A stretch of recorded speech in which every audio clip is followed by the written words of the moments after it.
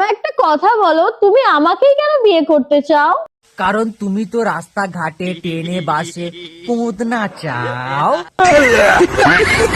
আরে দিদি, তুমি তো পোঁত নাচিয়ে টাকা ইনকাম করো, আর তোমার এই পোঁত নাচানো টাকায় ও সারা জীবন বসে খাবে। এই জন্যই ও তোমাকে বিয়ে করতে চায়, বুঝলে? তুই এটা কি করছিস শ্রেয়া? কেন, তুমি দেখতে পাচ্ছ না দিদি যেটা কাজ দিদি তো সেটাই করছে, পোঁত দেখানো।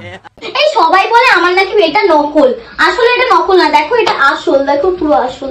না না, ওরকম ভাবে পোঁতে চড় মেরে দেখালে আমরা কি করে বুঝবো যে ওটা আসল নাকি নকল? ভালো করে ভেতর থেকে দেখাও, তবে তো বুঝবো যে ওটা আসল নাকি নকল। बड़ा हरामी हो बेटा। কি আমার আছে তাই আমি দেখাচ্ছি। মাজা ভেঙে দেবো যা।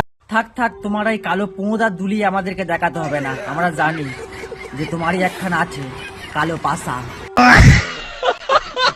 লজ্জাটা ছোটবেলা থেকেই ছিল না রে আমার। সে তো আমরা ভালো করেই জানি যে তুমি নির্লজ্জ, তোমার লজ্জা নেই।